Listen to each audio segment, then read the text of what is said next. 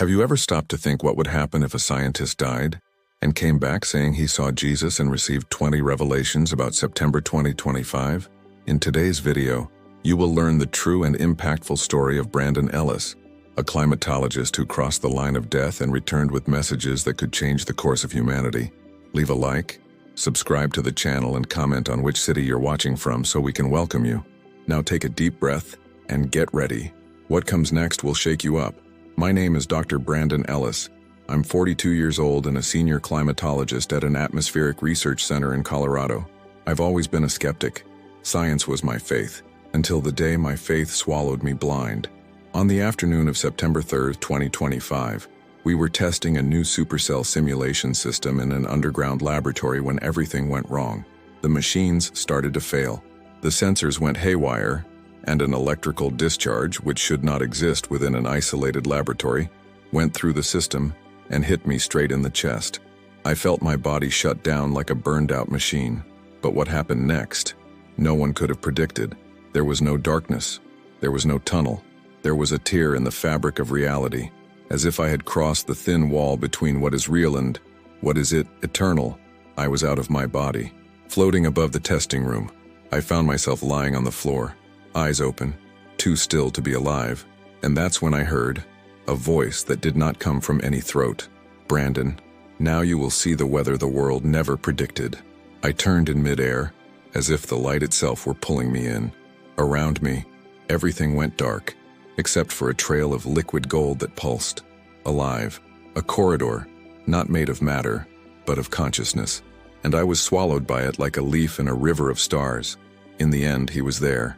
Jesus, not a stained glass image, not a figure in a book, but a being whose presence bent space. Conscious light, gentle fire, living authority. And he looked at me with eyes I'd never seen but which had looked at me since I was born. "You have spent your life studying time," he said, "but now you will see the time as it really is." Then he reached out his hand, and it was as if the entire universe breathed around me. "Come on, Brandon. There are 20 events the world will see in September. But they aren't destruction. They're warnings. They're doors. They're choices." My heart raced. The skeptic died right there. And what was born was someone about to carry the most explosive secret I've ever been entrusted with. The future of the world revealed by Jesus in detail. And it begins in September. I thought I'd seen it all.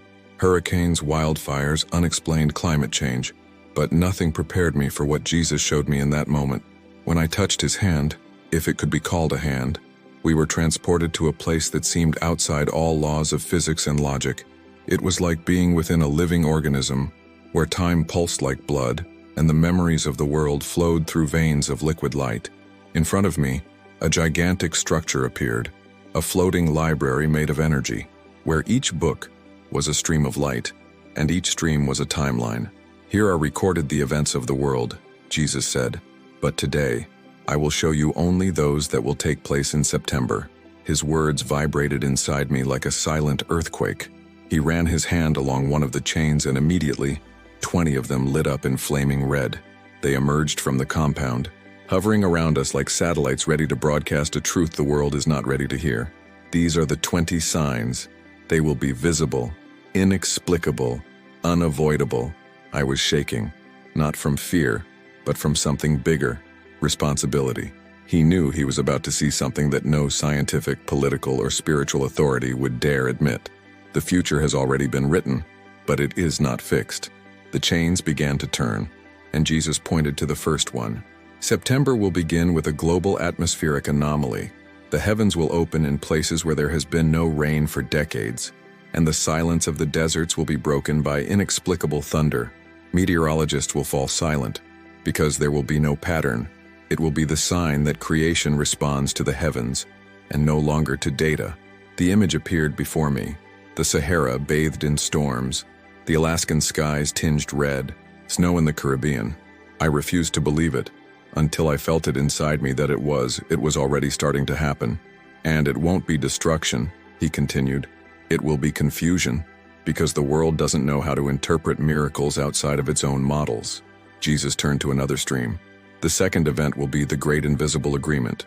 World leaders will sign a treaty so secret, so unexpected, that it will take the media days to understand what happened, but the impact will be immediate. Markets will tremble, alliances will be torn apart, and the world will realize that something bigger is controlling the scenes. See you at dinner, a group of leaders sitting in an underground room, sweaty hands, signing papers without flags. The outside world had no idea, but the whole sky was watching. These two events, he said, will be like the thunder of a drum announcing spiritual warfare. I felt a weight on my chest. Lord, why me? Why show this to me? He looked at me deeply. Because you trust reason too much, and it's time to trust revelation.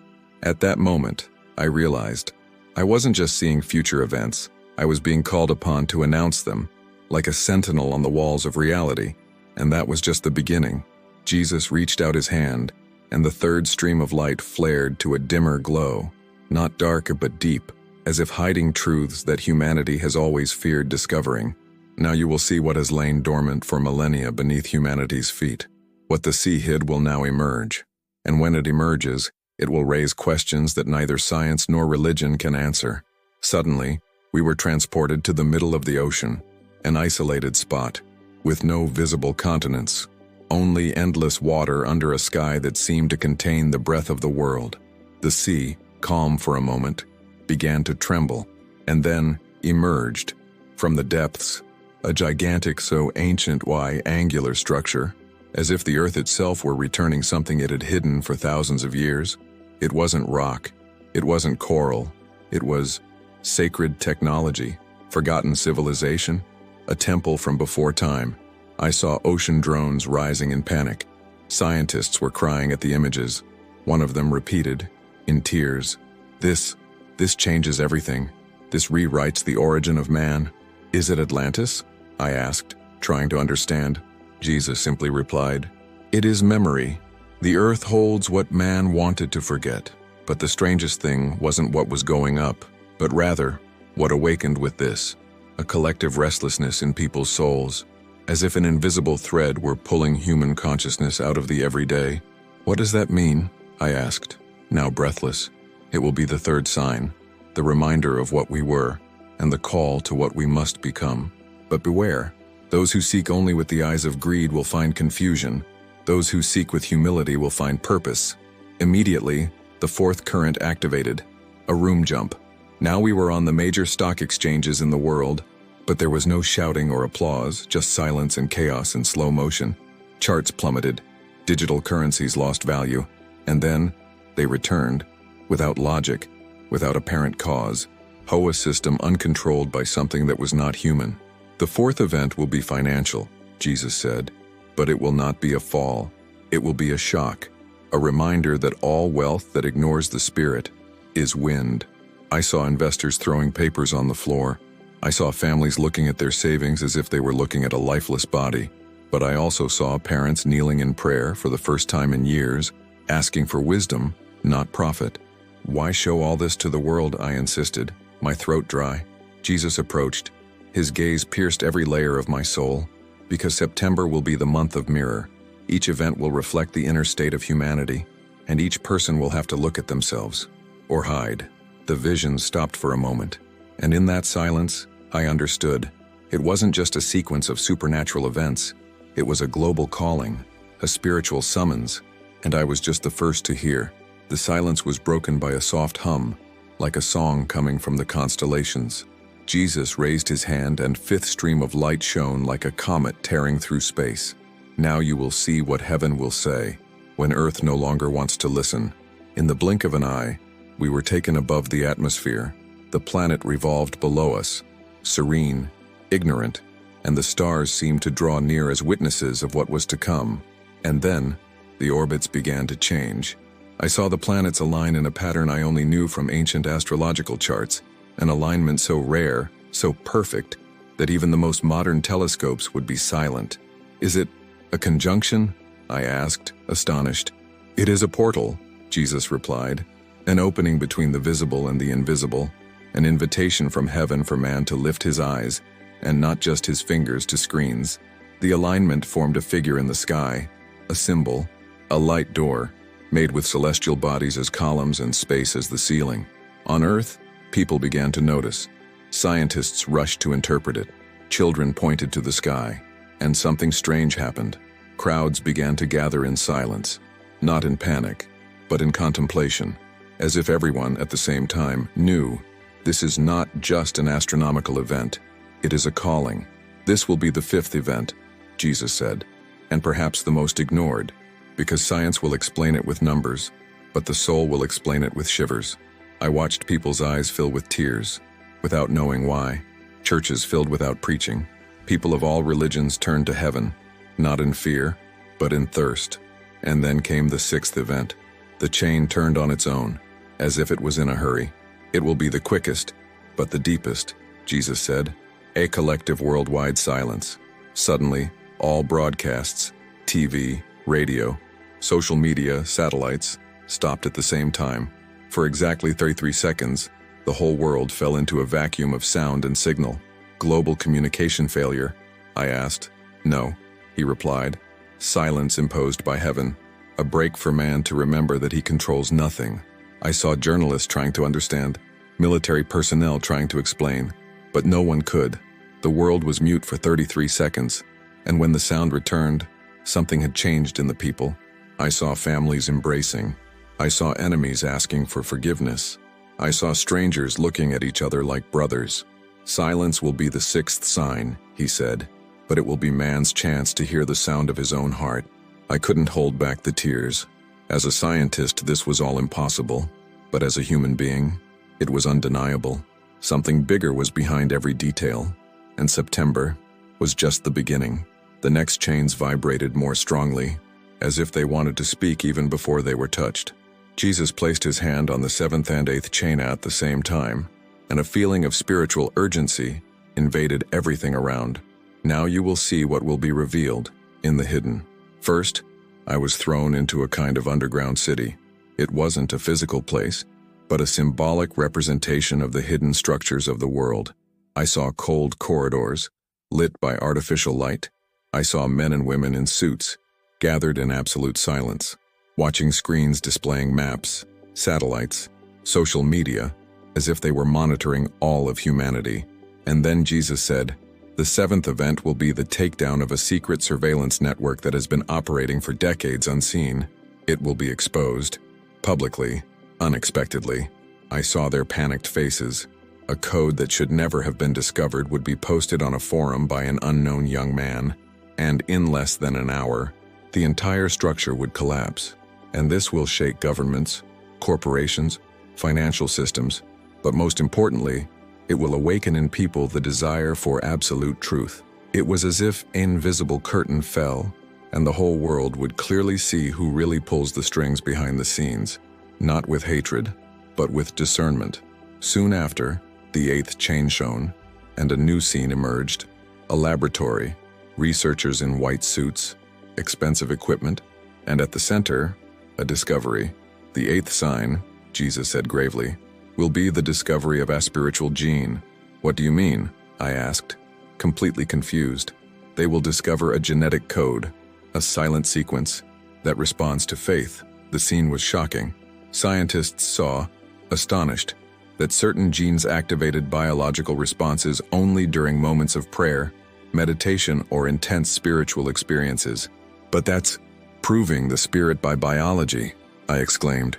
No, Jesus replied. It is remind man that the body was created with direct access to heaven. The news would leak to the press and explode like a bomb. The world would be divided between those who ridiculed it and those who felt something awaken within them, an ancient hunger for a reunion with God. I saw people taking to the streets not to protest, but to pray in silence, with hands raised. Science had touched something that should never have been forgotten. The Spirit is real, and it lives within us. These two events, Jesus said, will open the eyes of millions, but they will also provoke a war, not of weapons, but of interpretations. Only those who listen to their hearts will understand what is really happening. I felt my chest tighten. I was witnessing the birth of a new era, an era where the spiritual and the physical finally intertwined. But at the same time, a time of internal comparison.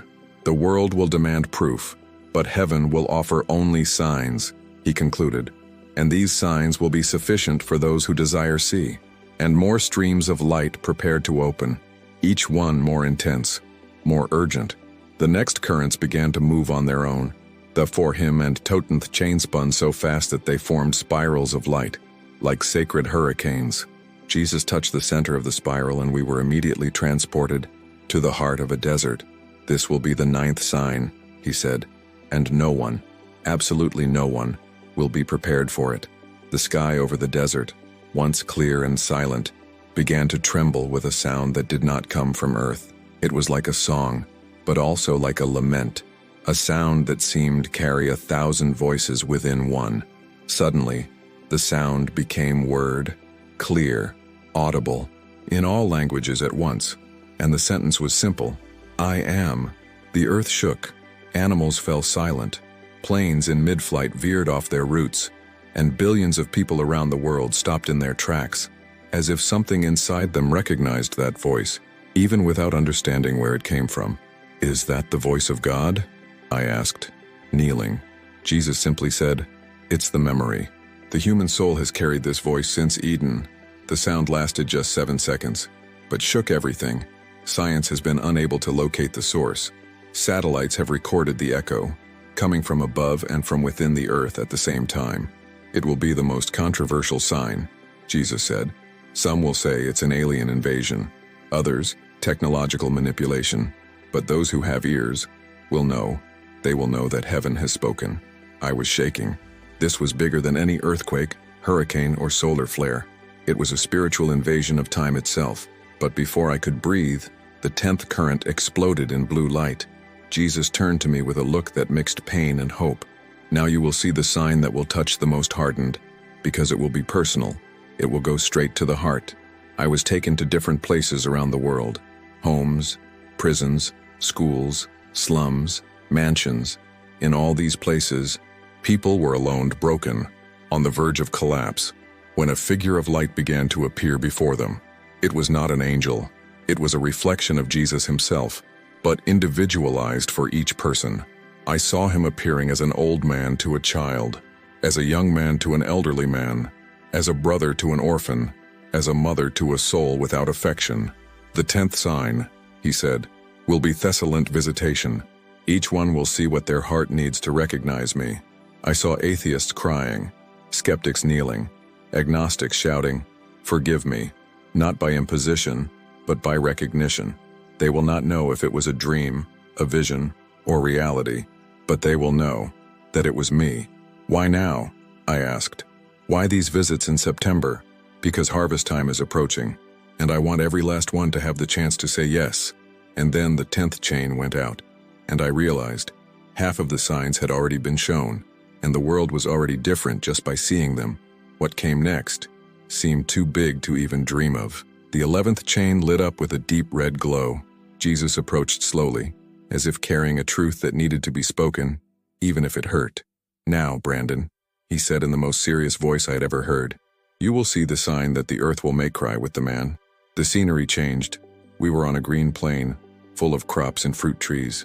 Everything seemed alive, until, suddenly, the ground began to bleed. Yes, bleed. Thick drops of dark liquid dripped from the earth as if the planet were wounded. Farmers fell to their knees in horror. Animals ran in circles, and then cracks appeared, but not ordinary ones. They were letter-shaped formations, words in ancient languages that no one speaks anymore, but everyone understood when looking. "Repent. Come back. Listen. I still wait for them." "This is the 11th sign," said Jesus. "It will be called an inexplicable geophysical phenomenon, but it will be a message from the heart of creation, because even the earth can no longer bear the spiritual silence of mankind." I couldn't speak. My eyes burned with tears. This was beautiful and terrible at the same time, a cry from earth for reconciliation. The next current, the 12th, lit up like a white flash. A sequence of scenes began to play out in the air around us, as if we were inside a celestial cinema. We security cameras, cell phones, drones, all recording at the same time in different countries of the world. Very young children saying phrases they had not learned. Phrases like, "He's coming," "The weather is changing," "Did you hear from the Father today?" "Heaven is calling us." "What is this?" I asked, completely disoriented. Jesus answered, "It will be the sign of the little ones. I will put in their hearts a language that adults have forgotten, and when they speak, will be heard." The videos would go viral, billions of views, and at the same time, skepticism and ridicule, but millions would be broken by that, because the words didn't come from the minds of children, they came from a source older than time. Why the children? I asked. Because they haven't been hardened yet. They listen with their spirit, they speak without filter, and when they open their mouths, the world will remember the purity it lost. I saw mothers kneeling before their children. I saw fathers returning home. I saw schools interrupting classes to pray. It will be an outpouring of innocence, Jesus said, and those who mock will still be touched. At that moment, the reality around me seemed to dissolve into light. 12 signs had already been revealed, and the spiritual atmosphere was getting denser and denser, not from fear, but from eternal urgency. And I no longer knew where the sky ended and time began. The next currents, 13th and 14th, they did not light up in a hurry. They waited, as if asking for silence before speaking. And when they lit up, the air around them became thick, as if we were entering a sacred zone. These signs, Jesus said, will not be headlines. They will not be trends, but they will touch the invisible in the world. And because of that, they will change everything. The 13th chain took us to a mountain range, but there were no pilgrims or crowds there. There were monks, elderly people, women in silent prayer, unknown people, forgotten by the media, by governments, by society itself. And then, I saw something surprising. These people, without communicating with each other, began to have the same dreams. Dreams of signs in the sky, of names written in flames, of the sound of trumpets no one else could hear. They began to leave their places. Silently, I saw a nun leave the convent after 40 years, an elderly deaf man cross an entire country on a bicycle. A disabled boy walked to the top of a mountain saying, "He called me." The 13th sign will be the meeting of the silent ones, Jesus explained. They don't shout, but their steps will move the spiritual world. And as I spoke, I saw this discreet crowd gather in the deserts, in the squares, in the open fields, not to protest, but to pray. They had no signs, no slogans, just tears and worship.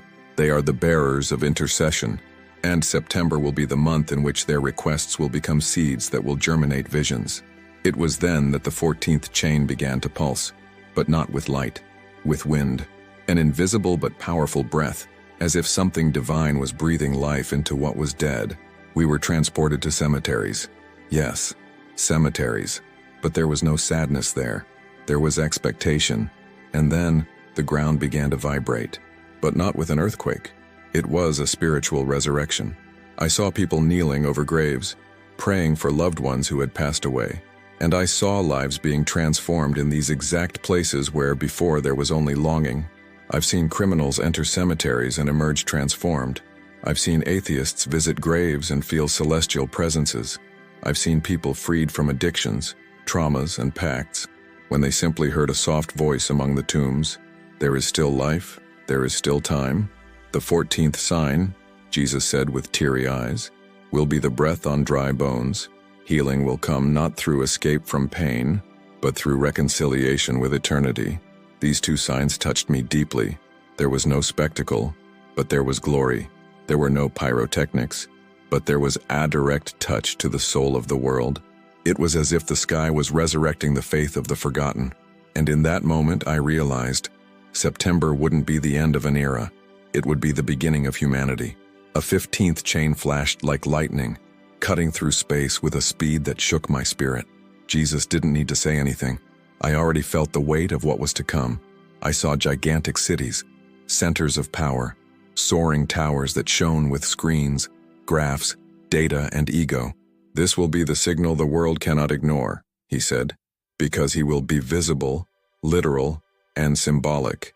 And then I saw a telecommunications tower in Tokyo, a financial headquarters in New York, a digital monument in Dubai, everyone falling, but not with explosions, falling as if they had been pushed by an invisible hand. Silence, and then chaos. Thousands would watch live. It would be global news. but no one would be found guilty. Sir, why? I asked, my heart racing. Because the towers symbolize the pride of humanity, he replied, and it will be time to show that no human system is higher than my truth. But the most impactful thing wasn't the fall, he was what came next. I saw crowds taking to the streets not to protest, but to hug, to sing, to look at the sky. It was as if the fall of the physical structures had also brought down emotional and spiritual barriers. People were beginning to realize that something bigger was in motion. The nations were beginning to wake up, and then, the 16th chain shone with an intense golden light. This, Jesus said, will be their turn signal. Whose? I asked, almost breathless. From me, in the hearts. Before I come in the clouds, I will come in the souls of millions. The vision was indescribable. We entire countries who previously lived in the shadow of closed regimes or absolute secularism began to experience a spiritual revolution, not organized, not planned, but spontaneous. Packed churches, services in public squares, praises in train stations. I saw Muslims seeing visions, Jews weeping on their knees, atheists confessing, "He is real, he visited me." It will not be religion, Jesus said. It will be meeting. It won't be institutional. It will be supernatural. And in that instant I realized, September 2025 won't just be a month of phenomena.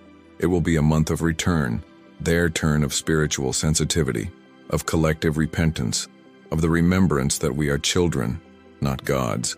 Brandon, he told me, humanity will feel my presence before they even know it's me, and it will shatter generations of hardness in minutes. And then, he looked at me as if giving me a mission. Are you ready to see the last group of signs? I was short of breath, but I said yes. Jesus looked at me with an expression that was impossible to put into words. It was both weight and tenderness, urgency and compassion, authority and pure love. He then extended his hand and, with a gesture, the last 4 currents, 17th, 18th, 19th, and 20th, intertwined into a single beam of incandescent light. These 4 signs, he said, will happen between September 17th and 20th. They will be the pinnacle, the apex, the moment when many will understand, or be forever hardened. We were taken to day 17. I saw Thason darken for minutes, not by eclipse, but by something that looked like a spiritual veil in heaven. And then, showers of light fell on isolated points of the planet. I saw ordinary people, street sweepers, teachers, mothers, students, receiving prophetic words in the middle of the street, as if the sky whispered secrets directly into their hearts. The 17th sign will be the pouring out of the Spirit into unexpected mouths, he said, no longer from pulpits, but from street corners, subways, factories, hospital queues, and noise 18. A nature has spoken for the last time. I saw one flower sprout from the dry ground of a war-torn field, and then thousands of identical flowers were born at the same time on abandoned battlefields around the world. Soldiers began to cry at the sight. Enemy people embraced. A general threw away his weapon and said, "Peace came before the politicians." The 18th sign will be the miracle of spontaneous reconciliation, Jesus explained. Where there is soil of repentance, life will sprout. No is 19. The world shook, but not with earthquakes. It was an internal shudder. The people woke up with identical dreams, the sound of a horn being blown in the sky, and each I felt that this was a warning, not of destruction, but of choice. The 19th sign will be the interior alarm, he said. Every soul will know on that day that it must decide, follow the voice or the noise. And then, the 20th, the world stopped, literally, not by force, not by law, but by reverence. Factories shutting down engines, offices closing their doors, planes landing early, families gathered together, entire cities silent, looking up, and then the last chain shone. This, Jesus said, is the 20th sign. It will not be seen by the eyes. It will be felt in the soul, the whole world. For exactly 5 minutes, you will feel my presence like a perfume in the air, a breeze on your face, a certainty in your chest. I saw atheists crying without knowing why, skeptics whispering prayers without realizing it. I saw the planet in a state of unconscious worship. And then, he looked inside me. Now you know, and you need to tell. September won't just be a change of season. It will be a portal, a warning, a chance. Whoever listens will awaken. Whoever ignore will be left in the deafness they chose. I tried to speak, but I couldn't. The weight of what I was carrying was too much. But then he said to me, "You will not leave in fear." I left with peace. Why the purpose of revelation is not panic. It is preparation. What is coming is great, but my love is greater. And in this ends, if you enjoyed this beautiful spiritual testimony, leave a like, comment your impressions, subscribe to the channel, and don't forget to activate the notification bell to watch each new video and help us spread this message to a greater number of people.